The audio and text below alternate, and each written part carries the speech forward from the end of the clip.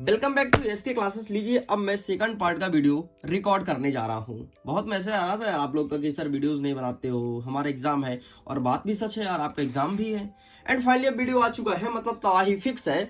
जिस क्वेश्चंस को टिक कर दूं उसे पढ़ के चले जाना। मैं बहुत सारी चीजें समझाऊंगा भी, है ना। ऐसा नहीं करूंगा कि बस क्वेश्चन क्वेश्चन बता दूं, लेकिन जिस क्वेश्चन को टिक कर दूं उसे अच्छे से पढ़ के जाना है। ये हमारा पार्ट नंबर सेकंड होने जा रहा है। अगर आपने मेरे बताए हुए पार्ट नंबर फर्स्ट का वीडियो नहीं देखा, जिसमें 1, 2, 3 अध्याय के उन सभी क्वेश्चंस को बता दिया हूं जो आज के पेपर में आ रहा है, अगर आपने नहीं देखा है तो प्लीज चेक जरूर करना। और अभी शायद क्लासेस भी चल रही है, ठीक है, तो एक बार देख लेना, अच्छे से देख लेना। और ज्यादा हो तो 2 बार देख लेना, 3 बार देख लेना, लेकिन अच्छे से देख लेना जरूर, ठीक है। सारे क्वेश्चन को दिमाग में छप जाना चाहिए। कुछ आंसर भी मैं बताया हूं, कुछ को मैं ट्रिक से भी याद कराने का प्रयास किया हूं, मतलब जैसे भी हो पाया कुल मिला के याद कराया हूं। तो चलें, टाइम बहुत कम है और हमें कम समय में ज्यादा पढ़ना है। तो आज पढ़ेंगे अध्याय नंबर 4, जो कि 36 पेज से लेकर के 42 पेज के बीच में है। एंड ये रहा 25 पेज, ये रहा तुम्हारे सामने 36 पेज, ठीक है। जंतु जगत, ठीक, ओके। शुरू करें फिर, लेट्स प्ले। एक बार वीडियो को लाइक कर दो अगर नहीं किए हो तो, और नहीं करना तो भैया क्या कर सकते हैं। बस आप लोग के प्यार और सपोर्ट से मैं जिंदा हूं, और आप लोग ही जिस दिन मुझे ठगक, उस दिन मैं ठगक, मतलब समझ रहे हो ना। जिस दिन तुम मुझे सपोर्ट नहीं करोगे तो मेरा काम खत्म। तो सपोर्ट करते रहिए, हम भी आपको सपोर्ट करेंगे। देखो हम लोग ना ऐसे जुड़े हैं, ऐसे ऐसे ऐसे, ठीक पेन के ढक्कन और पेन और ढक्कन की तरह, देखो ऐसे जुड़े हैं। देखो इसके बिना ये अधूरा है, ठीक, समझना बात को। इसके बिना मतलब ये पेन जो है ढक्कन के बिना अधूरा है। जब ये सेट होता है तो कितना प्यारा लगता है, देखो। लेकिन ये ढक्कन भी पेन के बिना अधूरा है, ना तो ये कोई काम का ना तो ये। वैसे ये काम का है, लेकिन ये इससे पूरा निब गिर जाएगा क्योंकि निब वाली पेन है, ठीक। तो ये दोनों मिलके चलता है साथ में। ऐसे हम लोग हैं। सपोज करो कि ये मैं शिक्षक हूं और ये आप हो। आप चलोगे तो जरूर, मैं नहीं रहूंगा तो भी चलोगे, लेकिन अगर मेरा सहारा तुम पे मिल गया ना तो लिटरली एग्जाम में फोड़ देंगे। तो इस तरह हम लोग हैं, समझ गए होगे। चलो भाई शुरू करते हैं। देखो यहां से कोई क्वेश्चन नहीं आएगा, छोड़ देना, ठीक है। मछली में वायु आशय मतलब एयर ब्लेडर की उपस्थिति का क्या महत्व है। अब तुम्हारे एग्जाम में एयर ब्लेडर लिखे या गलफड़ी लिखे या फिर वायु आशय लिखे, सब सेम चीज है। ये क्वेश्चन अच्छे से तैयार कर लेना, ठीक है। मछली में गलफड़ी क्यों होती है, तुम पढ़े होगे यार छोटे में, छोटे मतलब कक्षा 10वीं में। इसे मैं थोड़ी जूम करता हूं ताकि नजर केवल स्क्रीन में होना चाहिए, ठीक है। नेक्स्ट, यदि आपको एक नमूना इस पेन दे दिया जाए तो कोई मतलब नहीं, कुछ नहीं पूछेगा, ठीक है। हाँ, कोई 5 जंतु और उसके एक एक उदाहरण ये जरूर याद कर लेना, ठीक है। जैसे पेरीफेरा हो गया, इसका उदाहरण हो गया साइकॉन या स्पंज। स्पंज नहीं हो, देखे हो जो बहुत गुजगुल लगता है यार, वो इसे स्पंज, वो पेरीफेरा कहलाता है, ठीक है। पेरीफेरा जितने भी होते हैं ना, तो ऐसे होता है और बीच में होल होता है, इसे पेरीफेरा कहते हैं। देख एक मेरे पास तकिया है, अगर मैं तकिए को दिखा पाऊंगा तो, लेकिन उसमें मम्मी ने कवर लगा दिया है, ठीक है। ये तकिया एकदम स्पंज है, दिखाता हूँ थोड़ा सा, ठीक है, दिखाता हूँ, एक सेकंड। कैसे दिखेगा रे कैमरे में, ये देखो, ये इतना स्पंज है, ठीक है। ये है पेरीफेरा, ये है पेरीफेरा। अब मैं कैसे दिखाऊं, समय व्यर्थ हो रहा है, नहीं तो सच कह रहा हूं ना, मैं तो प्रयोग कर कर पढ़ा देता तुमको यार। मम्मी ने इसमें कवर लगा दिया, खुल नहीं रहा है, ठीक है, कवर फाड़ना पड़ेगा। तो चलो हटाओ, नहीं तो मेरी पिटाई हो जाएगी फिर। चलो, सिलेंट्रेटा हाइड्रा कहलाता है। हाइड्रा कैसे होता है, हाइड्रा ऐसे होता है, ये हाइड्रा, और इसका मुकुलन होता है। मतलब मुकुलन का मतलब इसके यहां से, शरीर के अंग से ही दूसरा निकलता है, इसे कहते हैं हाइड्रा, ठीक है। पेरीफेरा समझ गए और हाइड्रा समझ गए होगे। नेक्स्ट कहता है प्लेटीहेल्मिंथेस। प्लेटीहेल्मिंथेस कैसे होता है, ये ऐसे बनता है, इस आकार का बनता है प्लेटीहेल्मिंथेस, ठीक है, ऐसे होता है, ठीक है। बाकी इसका नाम याद रखिएगा।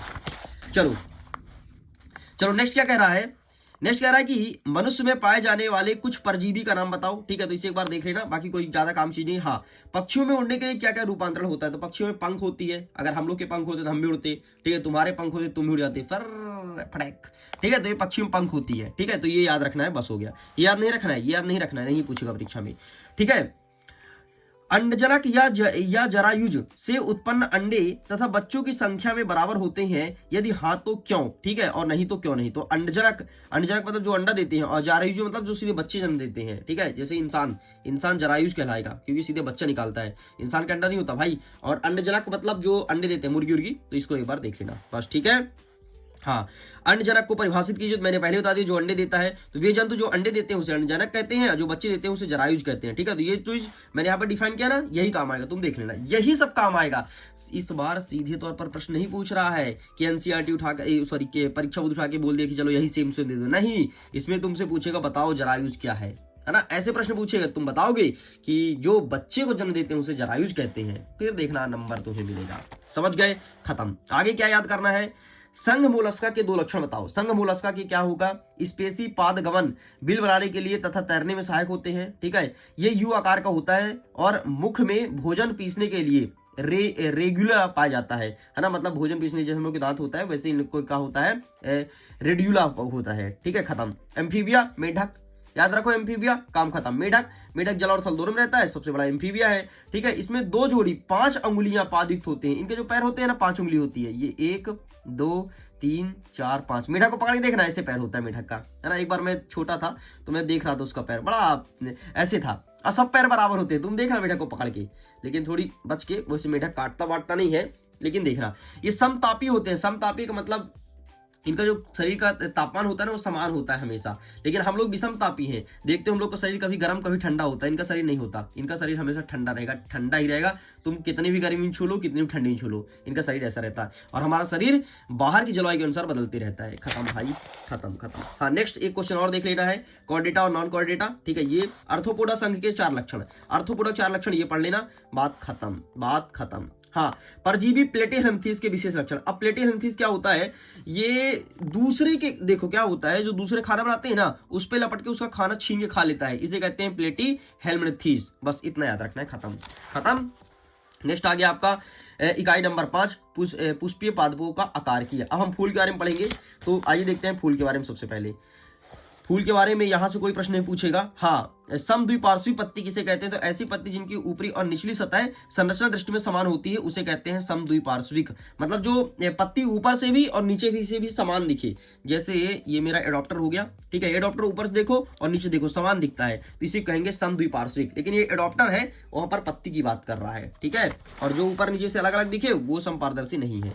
ठीक है, जालिकावत शिराविन्यास, समांतर शिराविन्यास मैंने पहले वीडियो में डिस्कस किया था, है ना। ये एक बीजपत्री में पाया जाता है जालिकावत, सॉरी एक बीजपत्री में समांतर पाया जाता है और द्विबीजपत्री में जालिकावत शिराविन्यास पाया जाता है। ये क्लास 6th में बड़ा अच्छा दिया है एनसीईआरटी। अभी मैं कुछ दिन पहले पढ़ रहा था, जब आपका त्रैमासिक परीक्षा चल रहा था ना, तो मैंने वीडियोस आई थिंक थोड़ी कम डाला था, है ना। तो उस टाइम पे मैं क्लास 6 का एनसीईआरटी पढ़ रहा था। अब बोलोगे सर आप क्यों पढ़ रहे थे, अरे यार जब तक पढ़ेंगे नहीं तो आगे बढ़ेंगे नहीं, है ना। पढ़ना पड़ता है, वीडियोस बनाने से पहले कोई चीज़ बहुत अच्छे से तैयारी करनी पड़ती है, तब जाकर के यहाँ पर आपको आसान भाषा में सिखा पाते हैं, है ना।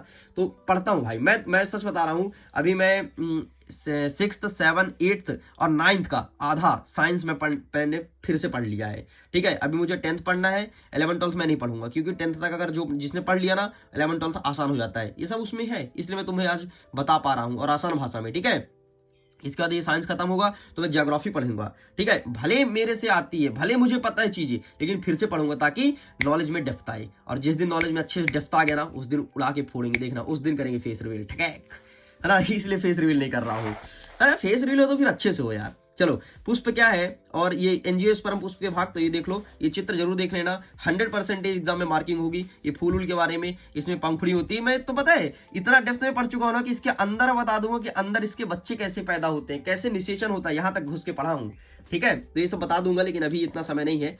ठीक, खैर याद रखना, दलपुंज बाहर होता है, और ठीक है, बाह्य दलपुंज बाहर होता है, फिर दलपुंज होता है, फिर पुमंग होता है। पुमंग फीमेल में पाया जाता है, फीमेल में, और जाएंगे किस में होता है, स्त्री में होता है। ठीक है, इस प्रकार से। स्त्री मतलब महिला नहीं रे, स्त्री पुष्प की बात कर रहा हूं। तुम भी मजे ले रहे हो मेरे से, बताओ। ठीक है, बाकी कुछ नहीं पूछेगा। हाँ, जड़, मूसला जड़ और अपस्थानिक। मूसला जड़ क्या होता है, जो एकदम मूसर की तरह, मूसर मतलब जानते हैं ना, एकदम लंबा लंबा जो होता है और सीधे एकदम जमीन के अंदर जाता है। ठीक है, उसे कहते हैं मूसला जड़, जो एकदम सीधे और खड़ा जमीन के अंदर जाए, उसे कहते हैं मूसला जड़। अपस्थानिक मतलब जो ऐसी जड़ जो जमीन पर ही फैल जाती है ना, ऊपर ऊपर रहती है, ज्यादा गहराई नहीं रहती, उसे कहते हैं अपस्थानिक। इंग्लिश में लिखा है टैप रूट, और यहाँ पर लिखा है, पढ़ लेना। ठीक है, नेक्स्ट, सरल पत्ती से पत्ती नहीं पूछेगा। ठीक है, ये नहीं पूछेगा। हाँ, पर्ण विन्यास क्या होता है देख लेना भाई, पत्ती पर जो विन्यास पाया जाता है उसे पर्ण विन्यास कहते हैं, तो ये चीज देख लीजिएगा और ये आपके एग्जाम में देखने को मिलेगा। जरायुज अंडायुज के बारे में मैंने पहले बता दिया। विजंडासन, विजंडासन पढ़ लेना भाई। जरायुज तो जरायुंडासन मतलब जो मनुष्य में होता है। ठीक है, तो इसे एक बार पढ़ लेना। ठीक है, इस पर ज्यादा डिटेल में बात नहीं करूंगा क्योंकि समय ज्यादा निकल जाएगा। बाकी आज कुछ नहीं पूछेगा, छोड़ दो, कुछ नहीं पूछ रहा है। ठीक है, खत्म। हाँ, ये पुष्प वाला मैंने फिर से बोला है, और ये सरसों का जरूर पढ़ लेना। सरसों का कई बार आया एग्जाम में, कई बार आया है, तो इसे प्लीज अच्छे से कर लीजिएगा। खत्म भाई, यहाँ से कुछ नहीं पढ़ना है, कुछ नहीं पढ़ना है, छोड़ दो, कुछ भी नहीं। ये देखो मक्का वाला आ गया। ठीक है, एक बीजपत्री, ये मैंने पहले वीडियो में बताया था, जो मेरा पहला पार्ट था। आगे आगे अध्याय नंबर 6 पुष्पीय पादपों का आंतरिक। आओ देखते हैं यहाँ से कौन कौन से क्वेश्चन बनेंगे। चलो भाई नेक्स्ट कुछ नहीं, छोड़ दो, हमें टाइम वेस्ट नहीं करना है, ठीक है। पादप शरीर में अध्ययन के लिए नहीं पूछेगा। हाँ, ये पैरेन्काइमा उत्तक के कार्य देखो, अब 3 प्रकार का होता है। एक होता है पैरेन्काइमा, कॉलेनकाइमा और स्कैरेन्काइमा, ठीक है, 3 होता है। तो ये भी क्लास 6 के एनसीईआरटी में था, मैंने पढ़ा था। लेकिन हमें पैरेन्काइमा कॉलेनकाइमा इनके दो कार्य याद कर लेना। माँ कसम खा के कहता हूँ परीक्षा में आ रहा है। चलो ठीक है, सच में आ रहा है, मजाक नहीं कर रहा हूँ यार, मजाक क्यों करूँगा तुमसे। नेक्स्ट कहता, मैंने हंसा इसलिए क्योंकि मैंने माँ कसम बोल दिया ना। नेक्स्ट कहता है कि बीजपत्री और एक बीजपत्री मूल में अंतर। देखो तना भी है, ध्यान से देख ले, यहाँ पे तना भी है, लेकिन तेरे को मूल पढ़ के जाना है। पर चले तू तना पढ़ के चला गया, मूल आ गया तेरे एग्जाम में, मूल ही आएगा, तना बना नहीं आएगा, ठीक है। तो मूल को पढ़ना, एक बीजपत्री मूल और द्विबीजपत्री मूल, ठीक है। तो इसे पढ़ लेना भाई साहब, ये रहा तुम्हारे सामने, ठीक है। नेक्स्ट रंध्रीय तंत्र का चित्र बनाने के लिए आ रहा है, ठीक है। रंध्रीय तंत्र का चित्र बनाने के लिए आज के पेपर में रखा रहेगा क्वेश्चन, तो ये तुम्हें इस चैप्टर से करना है और ये बड़े वाले क्वेश्चन है, ठीक है। खत्म, बाकी यहाँ से कुछ नहीं आएगा। ये क्या है, तय छोड़ दो। चलो आगे बढ़ते हैं। नेक्स्ट कुछ नहीं आ रहा, खत्म। ले भाई आगे आते हैं अध्याय नंबर 7। यहाँ से भी सिलेक्टेड क्वेश्चन बता देता हूँ कौन कौन सा आ रहा है, कौन कौन। 1-2 क्वेश्चन बताऊंगा, ज्यादा नहीं, 1-2, ठीक है। देखना चाहो तो ये देख सकते हो, याद कर लेना, बाकी नहीं पूछ रहा है। हाँ, उत्तक पढ़ लेना, टिश्यूज क्या होता है, ठीक है। टिश्यूज क्या होता है ये पढ़ लीजिएगा, बाकी यहाँ छोड़ दो, कुछ मत पढ़ो। हाँ, उपस्थि मतलब क्या होता है, हड्डी, तो ये एक बार पढ़ लेना उपस्थि बस, बाकी कुछ मत पढ़ना, ठीक है। चलो ये कंप्लीट होता है। बाकी यहाँ से ये जरूर देख लेना, अस्थि और उपस्थि में अंतर, बस इतना तुम्हें पढ़ना है। मेन इसको फोकस करना है, मेन एक ही क्वेश्चन इस चैप्टर से, अस्थि और उपस्थि में अंतर, बाकी कुछ नहीं पढ़ना है। बाकी चैप्टर उड़ा दो, बिल्कुल मत पढ़ना, फाड़ के फेंक दो किताब से, लेकिन एक चीज बस पढ़ लेना, ठीक है, खत्म। आगे नेक्स्ट इकाई अध्याय नंबर 8, इसे भी कवर कर ले फटाफट, कर ही लेते हैं यार। आओ, यहाँ से ज्यादा नहीं, यहाँ से 3-4 प्रश्न बताऊंगा यहाँ से भी, ठीक है।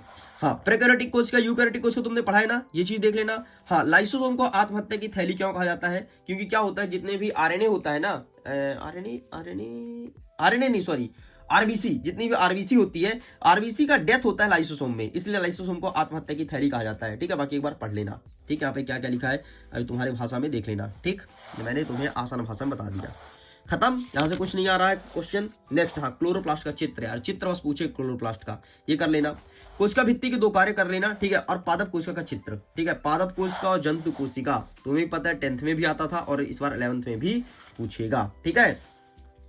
जीवन की मूलभूत इकाई तुम्हें नहीं पढ़ना है, ठीक है। नेक्स्ट यहाँ से कुछ और पढ़ना है क्या, कुछ नहीं पढ़ना। हाँ, ये क्या है, केंद्रक की परिसंरचना मत पढ़ना, ले भाई खत्म, ठीक है। गुणसूत्र के बारे में थोड़ी देख लेना, गुणसूत्र बिंदु क्या है, बस केवल डिफिनेशन देख लेना कि प्रत्येक गुणसूत्र के प्राथमिक संकीर्ण मिलता है, इसे ही गुणसूत्र बिंदु कहते हैं, ठीक है। और इसका थोड़ी चित्र वित्र देख लेना अगर देखना चाहो तो, वरना क्या क्या फोकस करना है अब फिर से एक बार देख लो। इस पार्ट से बड़े वाले प्रश्न आएंगे। एक प्रश्न हो गया, लाइसोसोम का आत्महत्या थैली क्यों कहते हैं।